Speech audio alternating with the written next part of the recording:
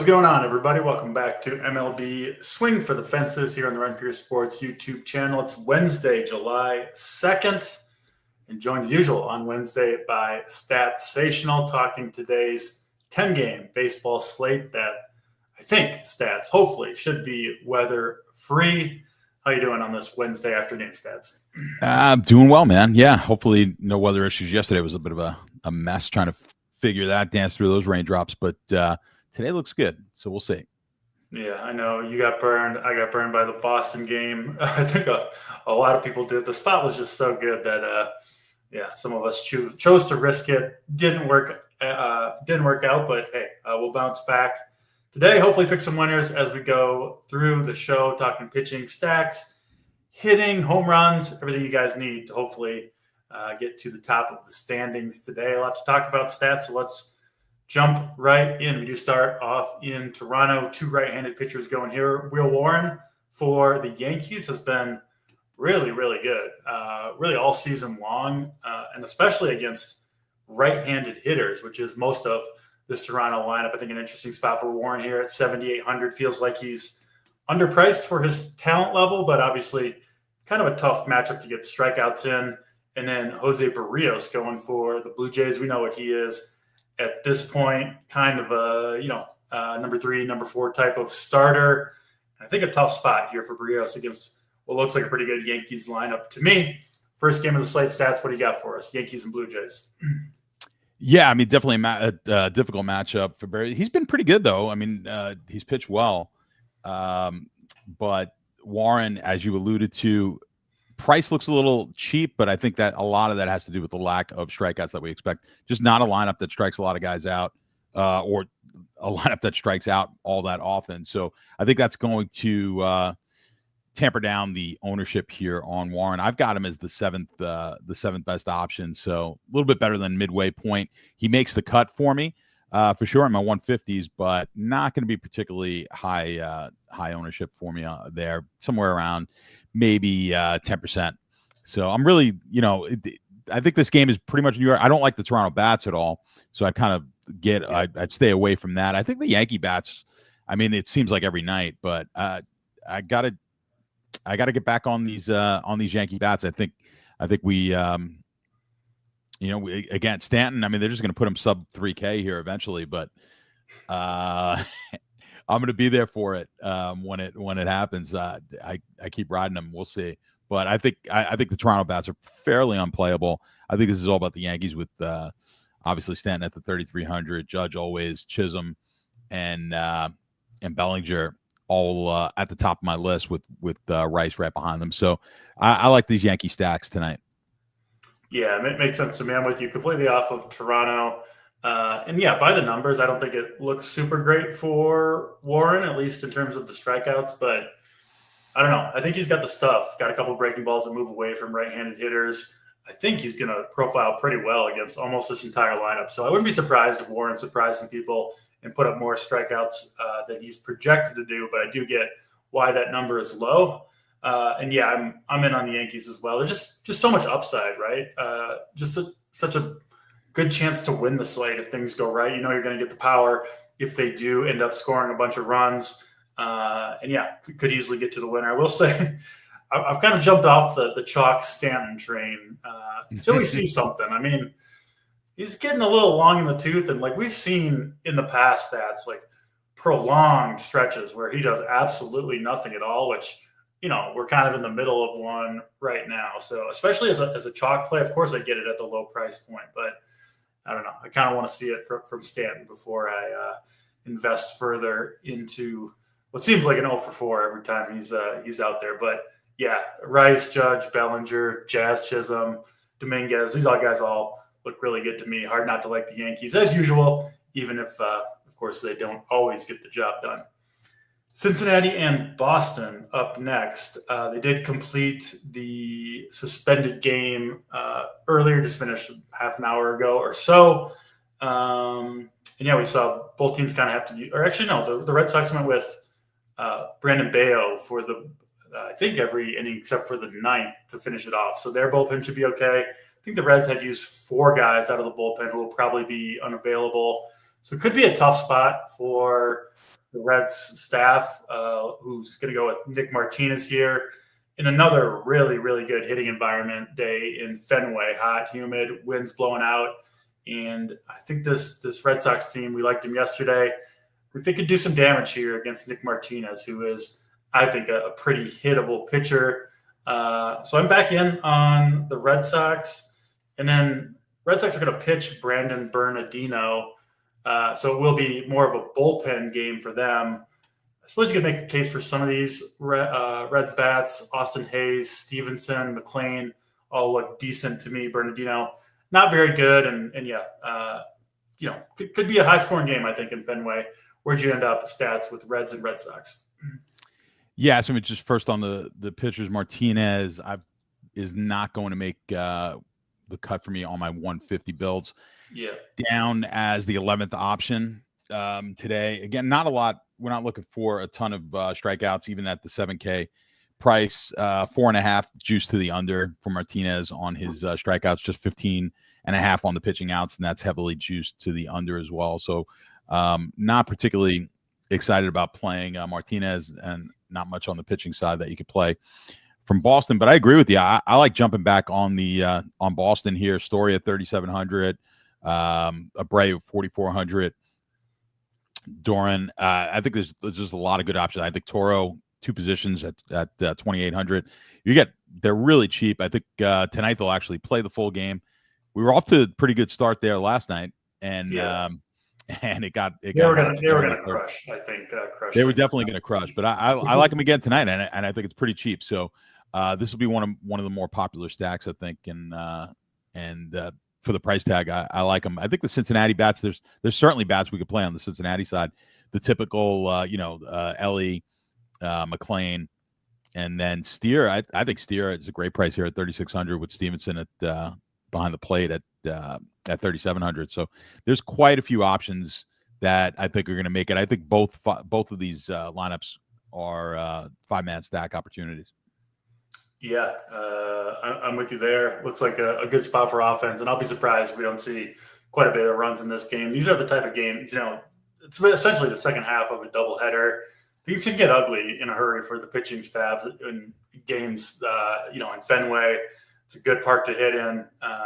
Wouldn't be shocked to see a lot of runs scored in Fenway. Expected it yesterday. I think we get it tonight. So glad to hear you are in on the Fenway stack, especially the Boston side. And for people playing on FanDuel, the Red Sox bats are just insanely cheap over there. You can pretty easily get a top pitcher with Astros and Red Sox, which, looking at it, certainly feels like a winner. I'm sure it'll be a popular combination among people playing over on the duel tonight.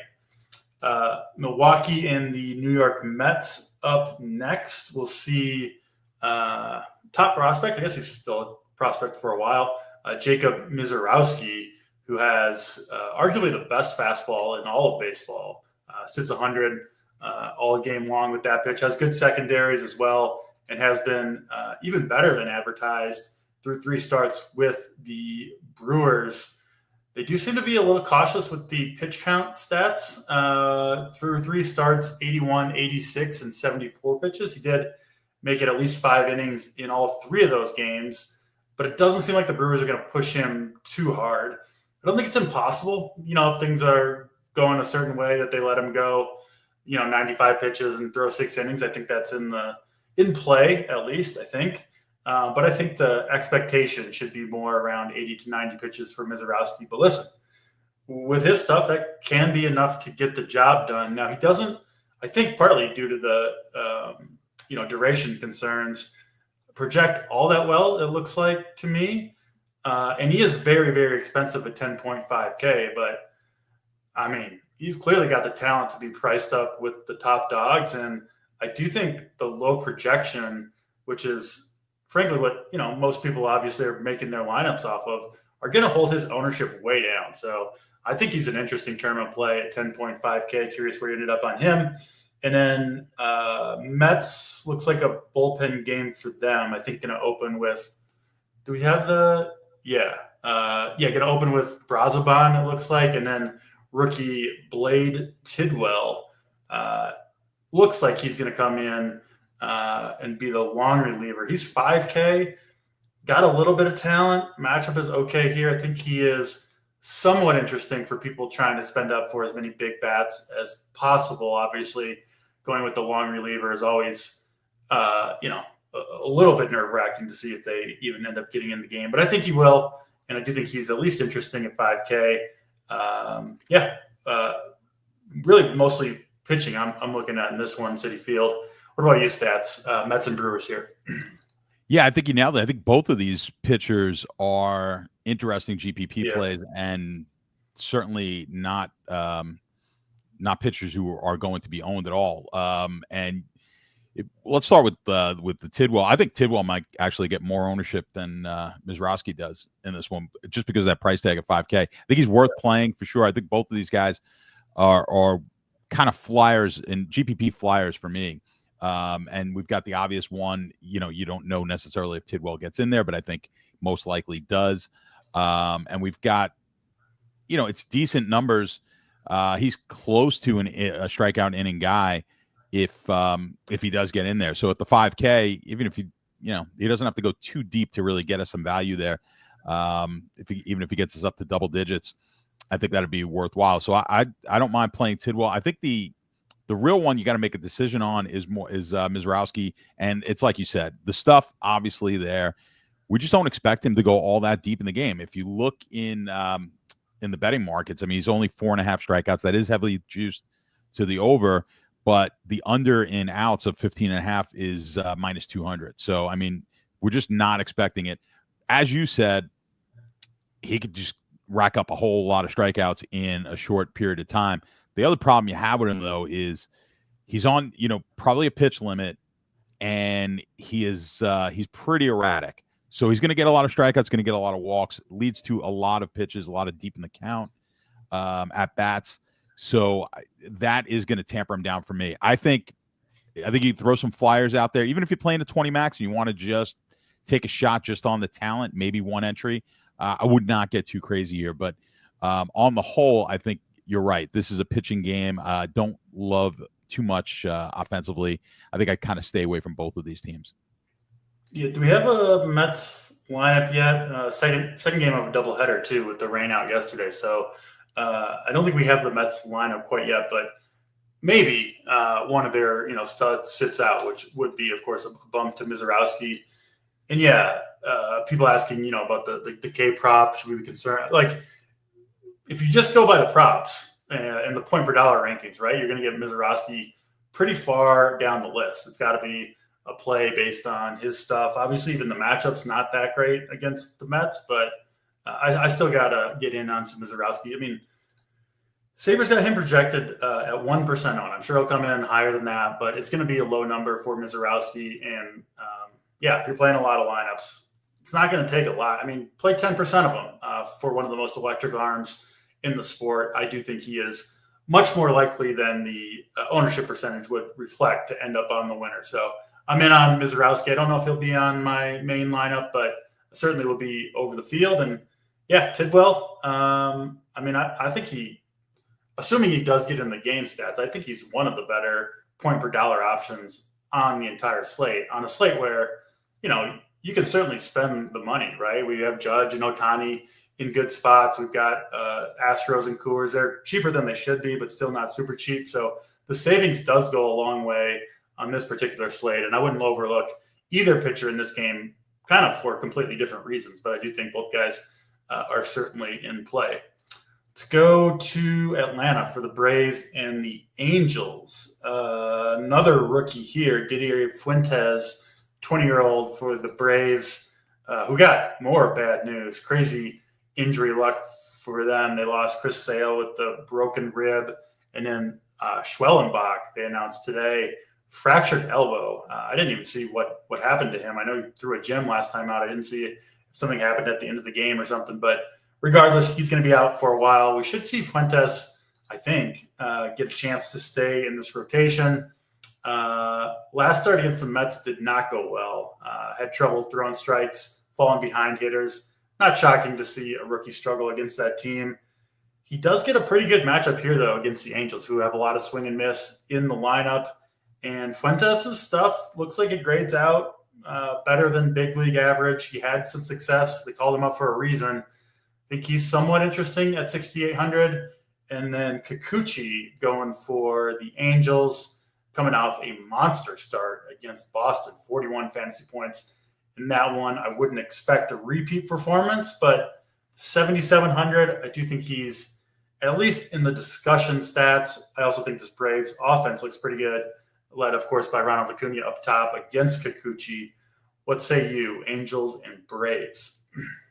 Yeah, I think the Fuentes at that price is interesting. I mean, 4.5 strikeouts is juiced a little bit to the under, only 14.5 outs. So we're not looking for him to go deep. That is heavily juiced, minus 200 to the over. And it's sort of the theme here with some of these young pitchers.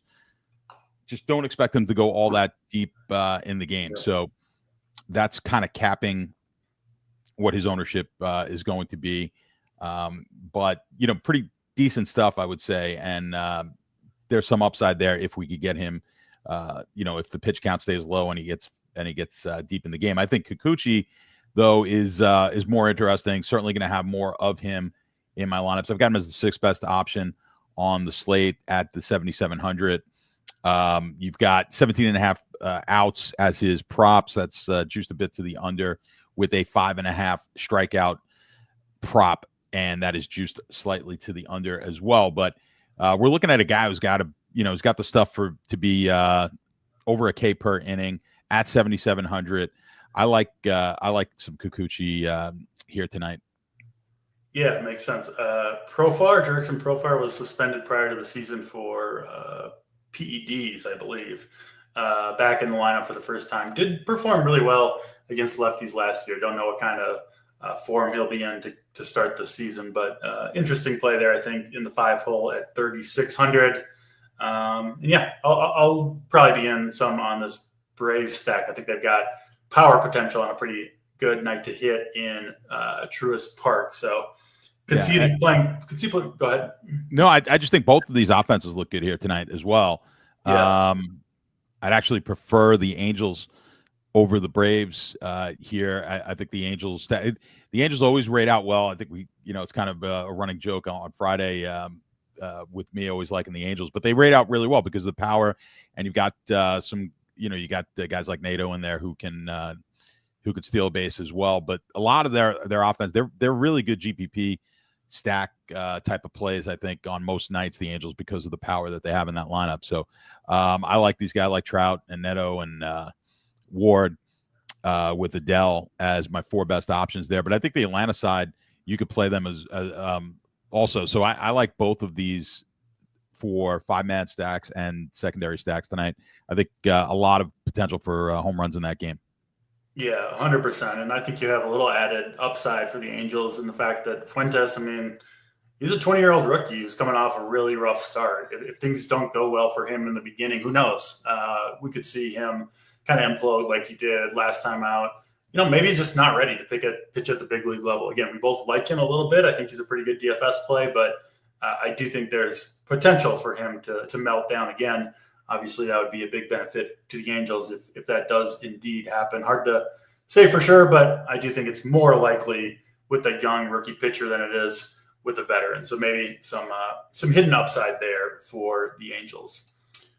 Wrigley Field up next. Tanner Bybee throwing from the right side for the Cleveland Guardians against the Cubs, and Shota Imanaga going for the Cubs against the Guardians here. I've seen this park. The park factors look like they've improved throughout the day. Obviously, that would be related to the wind direction, which looks like it's kind of up in the air where it might end up during the game. This total has moved around a little bit throughout the day as well. But it is going to be hot and humid in Wrigley. So I think this is one to watch stats to see if maybe the total ends up climbing closer to lock. This is the one stadium where you do see sometimes drastic shifts in totals before the game.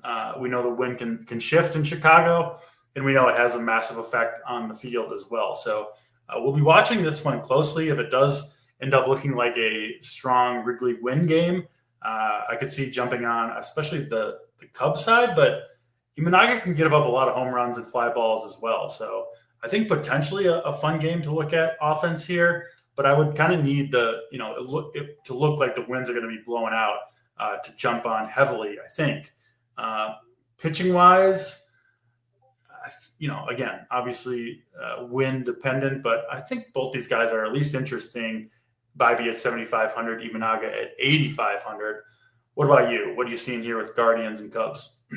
Yeah, I mean, let's just talk the pitching quick. Imanaga 4.5 Ks on the prop, minus 150 to the over. At 8,500, not the best that we're looking at as far as a strikeout total. 17.5 outs for him, with Bibee 5.5, and that is juiced to the under on his pitching, on his strikeouts, with 17.5 pitching outs to the over. So I've got these guys right at 8. I've got Bibee 8, Imanaga as my 9th option. They're pretty much interchangeable here for me. Not going to have a whole lot. I'll probably be under the market, quite honestly, from what Sabres got, which is, I think, that both of these guys right around that 15% mark, something like that. I'll be under that.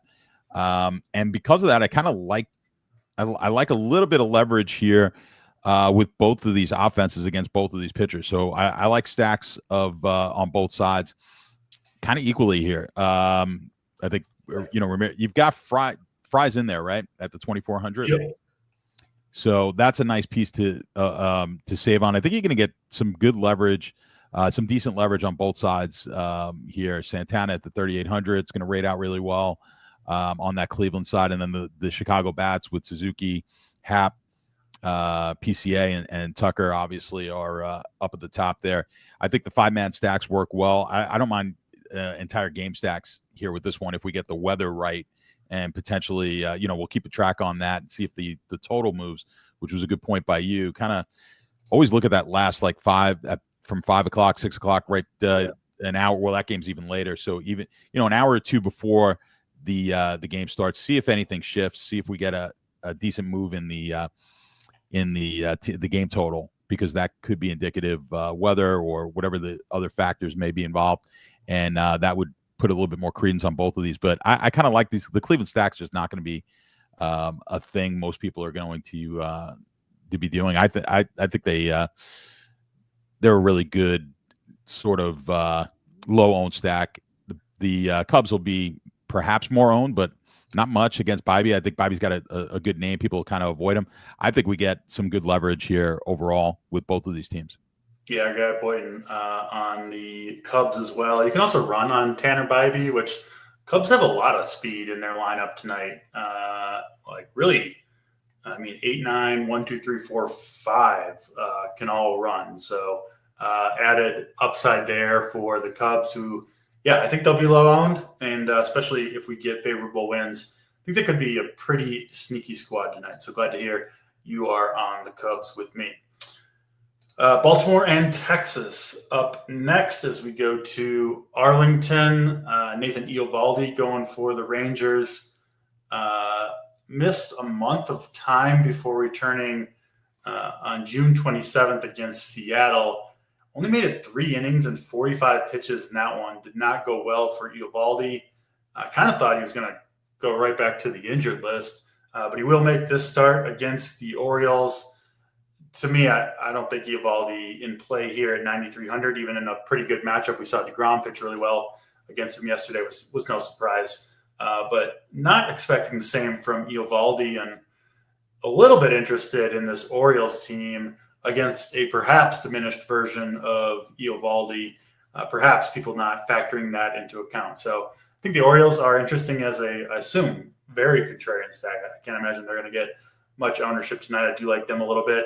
And then the Orioles will go with Tomoyuki Sugano, kind of a average right-hander, doesn't miss a ton of bats, got really knocked around last time out against Tampa Bay. Hard to get excited about this Rangers lineup, except for the top couple. I keep mentioning Corey Seager on fire right now. Think he's an awesome play, even just as a one-off against Sugano. I do like Josh Smith a little bit at the top, but I don't think I'm going much beyond those guys for the Rangers. I don't think I could play Sugano, just not enough strikeouts in my opinion. So yeah, hitting here is what I'm looking at, despite not the greatest place to hit in Texas. Stats, what about you? Orioles and Rangers. So yeah, with the pitching, we're looking at Eovaldi, just 4.5 strikeouts, minus 144. Just not, for that price, it's just not enough there for me. I've got him down as one of the worst pitching options on the entire slate at that price of 9,300. Sagano at the 6K, you're like, I know that usually gets you excited to see someone down there at 6K, but just not when it's Sagano. No. Exactly. Not when, and you just have no strikeout potential here. 3.5 Ks. They're projecting him for a normal kind of game, 17.5 outs, but he's just not a strikeout pitcher. So 3.5 strikeouts in the prop market, and that's juiced to the under. There's just not enough there for me. The Texas bats do rate out decently here for me. We've got with Seager, Semien, Garcia at the top, and they're fairly good prices. I just think where the ownership is going to be coming in, I think they'll be a little higher owned than I care to be on Texas, which is like, their top bats we're looking at, around 10%, something like that. I would actually get under the market. I would play some of these. I like them. I prefer them probably in secondary stacks. And I think if you kind of limit them to secondary stacks, that will limit ownership a bit on these guys. And I think get you underneath the market, which is where I want to be. I'm fine playing some Baltimore stacks also, but I want to keep both sides of this game. I'm going to play them as secondary stacks, 2 and 3 mans, maybe a couple of one-offs. I think on the Baltimore side, you've got obviously the Gunner, always going to be a solid play, but we've got some cheap bats on the Baltimore side of this one. Sanchez at 3K, that is worthwhile. Mullins at 3,700. The one bat, Osuna 2,200 for Texas. That could be a pretty good savings as well for you. So there's some options there. I'm going to limit my stacks to secondary and try to get under the market on both of these teams, especially Texas, which I think the ownership is going to be a little higher than probably deserved. Yeah, that makes sense to me. And yeah, this Texas lineup gets pretty ugly in the second half of the lineup. I do like the top 4 or 5, like you mentioned, but bottom half of it, so even Sagano maybe could miss some bats, but I'm with you. I just don't think the upside's there to play him even at that low 6K price tag. And yeah, I do like that Orioles stack quite a bit. All right, that brings us to Coors Field for the Astros and the Rockies. Astros, big pitching match, a mismatch here because the Astros going with Hunter Brown, who 10.3K, you're certainly paying for him in Coors Field. And it's been a little bit, I think, weird adjusting this year's stats to – I've started playing a lot of pitchers in Coors Field against the Rockies. I mention it all the time on this show, but they come through all the time. This team just can't hit. There's so many strikeouts, and they're worse than ever. It seems like every time they roll out a new lineup, it just somehow gets worse and worse for the Rockies. And Hunter Brown's got the stuff to get the job done. Good fastball, good control. He's going to throw strikes almost certainly. Going to work deep into the game. And I expect Hunter Brown to deliver a big performance here against the pace-eating Rockies. So I'm in on Hunter Brown at 10.3K. I do have him a little bit below Logan Gilbert, who we'll talk about, but I actually think you could make the case for Hunter Brown being the highest upside pitcher on this slate. I just think there's a little more risk with him going into Coors Field, where it's going to be hot and pretty strong winds. Looks like blowing straight out to center field in this one. Should be a hitting paradise in Coors Field, even more so than normal. And then, we've been making fun of the Astros all season long because they don't have any lefties to throw out there. But they get to face a lefty today, and they've crushed left-handed pitching over the last month or so. My guy Cam Smith, 442 xWOBA on the season against lefties, and you have to like this Astros team. They're too cheap everywhere. I think they're not that hard to fit in. For that reason, they're going to be super popular, but it's hard for me to get away from this team today. Stats: Austin Gomber gets crushed by righties. It's just a perfect spot for the Astros bats. Gomber also can't miss any bats. He doesn't strike guys out. So, almost certainly this Astros team, these right-handed bats are going to make solid contact against Austin Gomber. And in Coors Field in this weather, you got to imagine, unless they're really unlucky, just warning track fly balls and rockets at people, got to imagine the Astros are going to put some damage up on the board today. I'll be eating the chalk with the field on this one on at least some of my teams. What about you, Stats? What are you doing with Astros and Rockies here?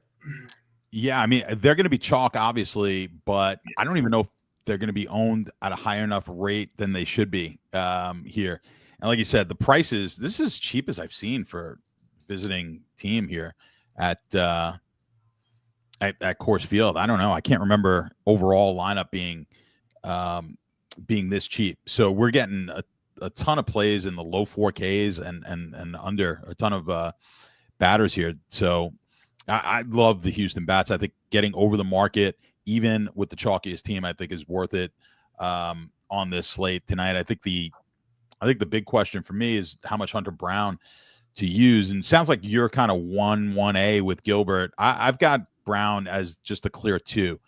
Gilbert's a clear 1 for me, and then it's Brown. So obviously probably the best potential strikeout stuff here on the entire slate. You've got 6.5 Ks in the betting market for his prop, and that is juiced to the over. So yeah, I mean the upside is there. We're going to have to pay up for him, but man, I think you're going to see quite a few lineups with Hunter Brown and the Houston stacks attached to it. I think when you look at Walker at 4,100, you mentioned Cam Smith 4,200, Yanier Diaz at just 4,300. You've got the whole lineup. The whole lineup is a good play. Yeah, it's insane. Yeah, it's insane. Yeah, it's way too cheap. I mean, Altuve is the only guy over 5K. So at 5,200, I think you go ahead and hammer Houston here tonight. I wouldn't touch anything on the Colorado side. If you were to, of course we have that addition to the boom sheet that you liked and you inspired, that leverage versus starting pitcher. You're going to see some high leverages here for the Colorado side because, of course, Hunter Brown's going to be fairly well owned. I think if you are looking at that sheet, Hunter Goodman's the only guy. Like if I'm not playing Brown, if I'm looking for some leverage, he's the guy. Outside of that, I wouldn't touch any bats here on the Colorado side. Yeah, Cam Smith, like we mentioned, just been killing lefties. Even like Caratini and Hummel down at the bottom of the order have really good numbers against lefties in small sample sizes for sure, but they look interesting to me. I think it's just Mauricio Dubon who is a pinch hit risk in this lineup. Usually you get, some overpriced guys or some guys maybe in the Coors Field lineup you don't want to play, but I think this is one where you could play any of these dudes. And I think we should see Astros do some significant damage. Do you have a preference at the catcher spot, Yanier Diaz or Caratini Stats? People are going to have to make that decision. Any strong lean between those two? Yeah, I've actually got a pretty strong lean towards Diaz. So yeah, if that's your choice. Yeah, as long as you can fit it in. I'll say one other thing in the Colorado lineup. As a one-off, if you've got you've got a really, really expensive lineup here, a couple expensive pitchers, and you're looking for the absolute bare minimum, we do have a guy at the min. You got Fernandez at the 2K min.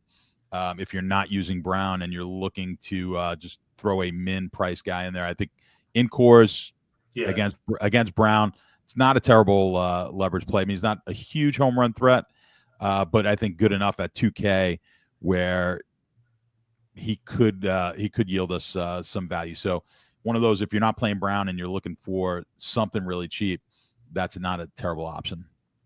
He does actually have 13 home runs in 64 games in the minors so far this year. And looking at his prospect report, supposed to have a lot of raw power in the bat. So even better for Fernandez, who certainly capable of doing some damage. 2K, not going to hurt you too much, and you do get some leverage against Hunter Brown, Coors Field, all that stuff. Count me in on Fernandez, maybe even on Brown teams. If you get a 2K hitter, I mean, whatever, you could throw him on there with Brown if you wanted to. Obviously, most people would do the separation thing, but I do think, give me the cheap guy with power, and Coors Field makes a lot of sense to me on Fernandez. That's Yankiel Fernandez there for the Rockies. That looks like one of the better cheap plays of the slate. We move westward to Arizona up next for the D-backs and the Giants. Going to be Merrill Kelly going for Arizona.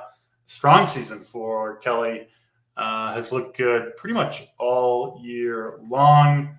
Has been even better at home. And pretty good matchup here against the Giants. I think Kelly probably flying a little bit under the radar. I think he'll come in around 15%. I think that's pretty fair for Kelly.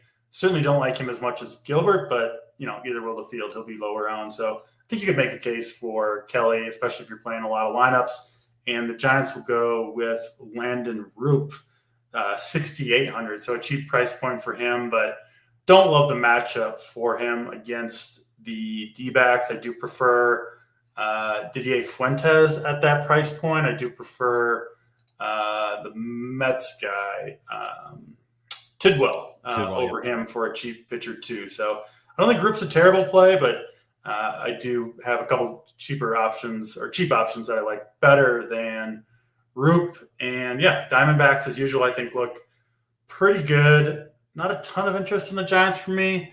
What about you, Stats? What are you doing with the Giants and the D-backs here? Yeah, I don't like Roop at all. So he will not make the cut. I agree with you though on Kelly. I think kind of being overlooked. I've got him as the third best option on the slate. 9,100. That's the price. The price is kind of, I think, going to steer a few people away from him. Not terrible here. 5.5 strikeouts in the prop market, minus 160 to the over with a 17.5 pitching out prop, and that is juiced to the over as well. So, I mean, he rates out as my third best option. I'm going to wind up being over the market if we can go at what Saber's saying here as far as what the market will be on him and ownership. I think I'll wind up being over that. What were we looking at? Like that 15, 16? Yeah. So I'm thinking more like mid 20s here on Kelly for me. So if that's over the market, then I'll be happy with that. But Roop will not make the cut. Now, as far as the offenses go, it sounds like you kind of like these bats a little bit more than I do. I don't like much in the way of bats in this game. I'm totally okay with punting this game offensively. I won't have many pieces. I think I'm kind of with you. I think you're just going to need a little bit more than the D-backs will get. I do expect them to have a decent game, but at their price of Stats, I don't think 5, 6, even 7 runs is going to get the job done on this particular slate. I think you're going to need more. Even though I don't like Roop, probably not going to end up with a ton of Diamondbacks. It's just tough to play them over specifically, I think, the Red Sox, the Astros, the Yankees. Probably will mix them in just a little bit, but not certainly at the very top of my list on this slate. Seattle and the Royals are up next here. Rookie lefty Noah Cameron going for KC has been very good, or I guess outside of his last 2 starts, was on a roll, coming back to earth a little bit. Although his last 2 starts were against the Dodgers and the Padres. So maybe you give him a little bit of a pass, but was certainly pitching over his head to start his career. Has come back to earth a little bit. He does get a good matchup here against Seattle. I don't think I'm going to Cameron, but haven't made a final decision on him yet. And then, we've talked about Logan Gilbert quite a bit over the course of the show. We know what to expect from him. One of the better pitchers in baseball. Gets to pitch at home against this anemic Royals offense. Not the best spot in the world for strikeouts for Gilbert against a fairly contact-heavy Royals team, but I think part of that is mitigated by pitching at home in a great strikeout park. And, they just don't do much damage. Gilbert seems really, really safe to me. To me, by far the safest pitcher on the board. I think you could argue for more upside for Hunter Brown, but in terms of run prevention going deep into the game, I think Gilbert takes the cake today. So in on him, he'll be popular. I think it's a good chalk. Maybe don't play. If you're going with the 5-man Astros and Gilbert, you're gonna have to find maybe somewhere to get different in your lineup. But really hard to quibble with Logan Gilbert tonight. Certainly expect 20+ fantasy points out of him. I know you're in on Gilbert. I'm guessing not a ton of love for the offense in this game, but talk to us stats, Royals and Mariners. Yeah, I mean, typically, right, we don't like playing all too many bats in Seattle.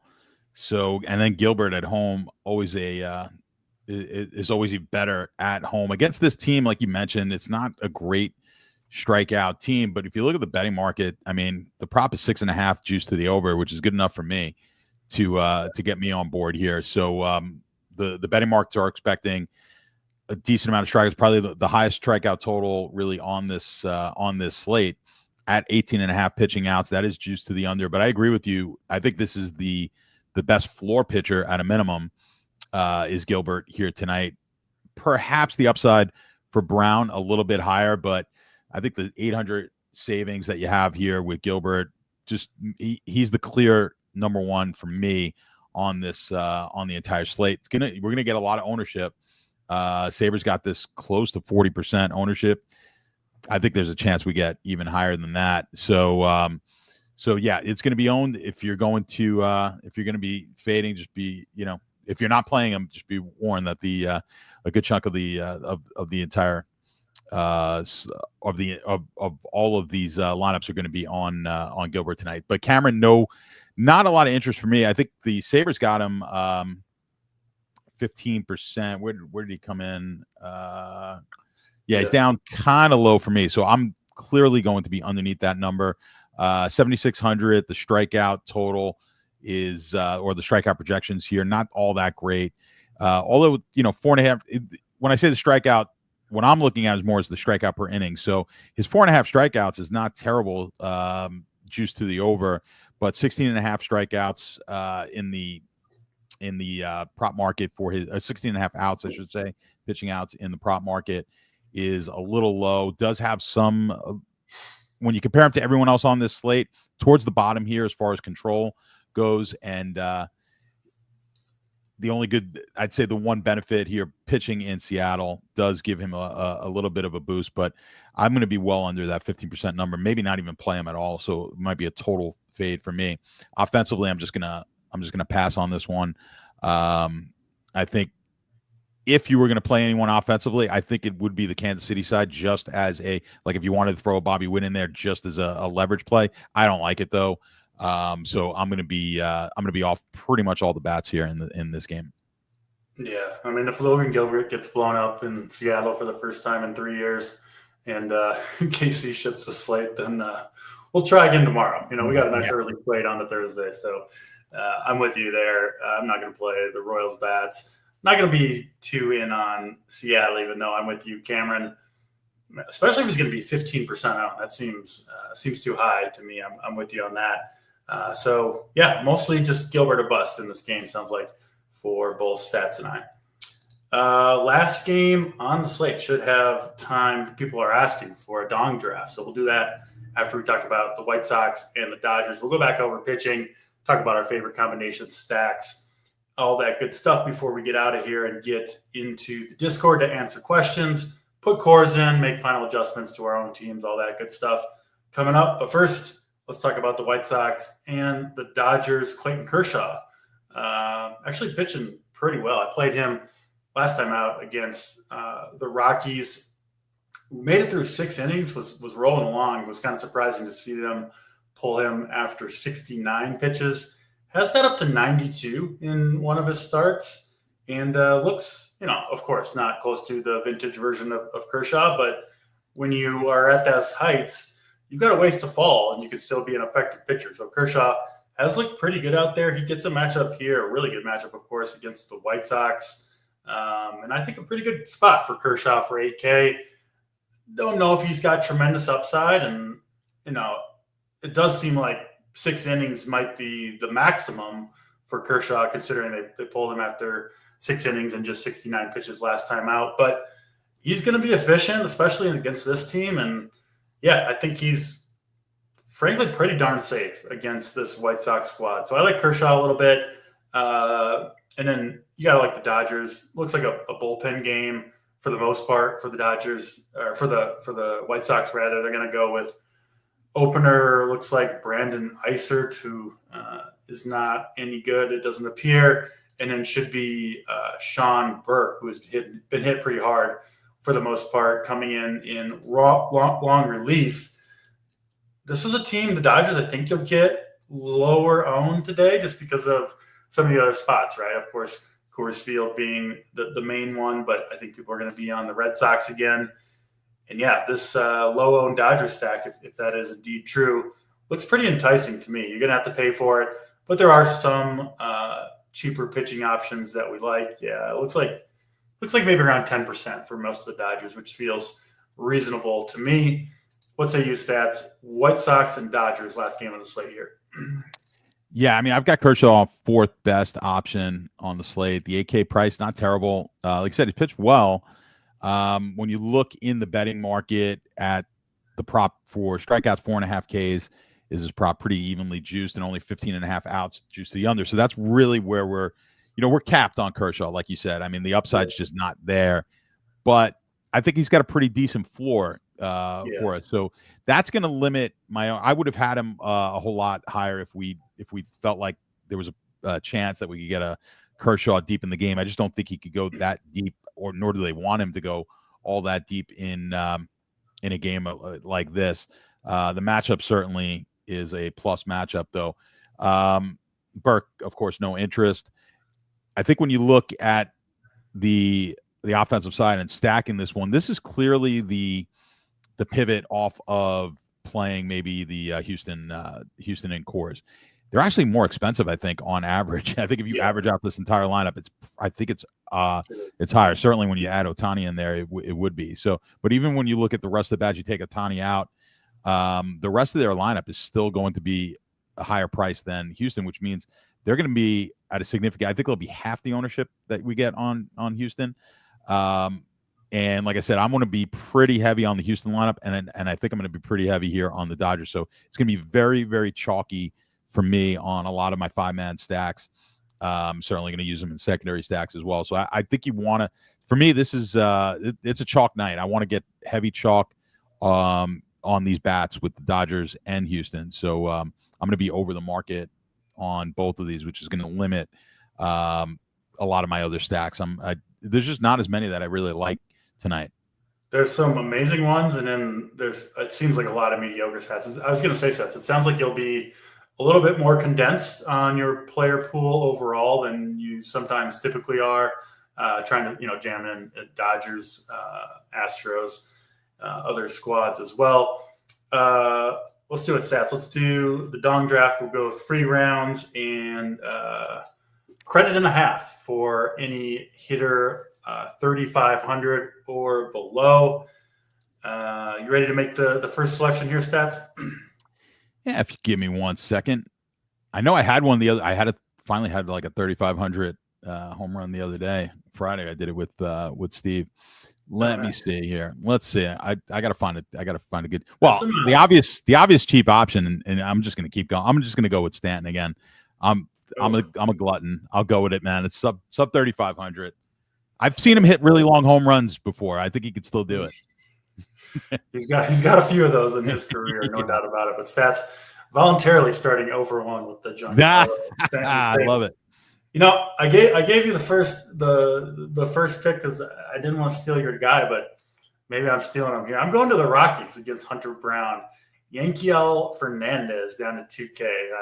We'll maybe get his first home run, first big league game, and maybe first big league home run. So probably more likely to go 0-for-4 with 4 strikeouts. But we'll get Fernandez in there as my first pick. Go ahead, Stats, with your second pick. Give me Christian Walker, the second pick, and then I got the wraparound.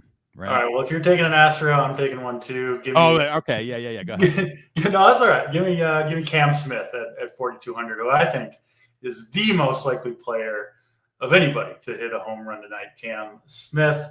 Stats, go ahead with your third selection. Man, like the 3,500, sub 3,500 or sub 3,600, I guess options are just really. I think it's limited here. It is tonight. I love going that way, but I don't like a lot of these plays. So I'm going to take just one Houston player. We'll limit it there, and I'm not going to take Ohtani because that's always boring, or Judge because that's kind of boring. So I'll go with give me Jose Ramirez. I like that Go with Jose Ramirez tonight. And I'll go to, I think, maybe a lower owned guy, crushing lefties, Sean Murphy, 3,300. Wow, so, I almost that was almost my pick. That's the 30. That's I like to hear it. Right? Yeah, I got him in some lineups, so hopefully Sean Murphy can get the job done. There's a dong draft for you guys. Stacks. We've talked a lot about stacks, but give us your top 3 stats, and Astros are going to be on it. That's fine, but who else are you looking at? It's chalky, man. I think it's. Well, let's go this way. Obviously, it's Houston and the Dodgers. I think are the 2 best stacks of the night. I think if you're playing one lineup, I prefer playing one of those, and I would put the Yankees at 3rd. But there's something about that Cub Cleveland game as a contrarian. I think one of those sides, and I kind of like the Cleveland side, even though the team total's not all that high. I like that leverage spot there for Cleveland today. So that'll be like my off the board kind of long shot stack of the night would be Cleveland. Yeah, I like that call for offense in Wrigley. It's Astros and Dodgers for me, but I'm going to throw the Red Sox back in the mix against Nick Martinez. I think we're going to see runs in Fenway tonight, so I'll go back to the Red Sox in a game that should be clear of weather issues tonight. So let's wrap it up with your favorite pitching combination on DraftKings. So I'm going to go with Logan Gilbert and Gimme Kelly as those will be my 2 options there. I think Kelly's going to be under-owned, I think. Yeah, I think you're right.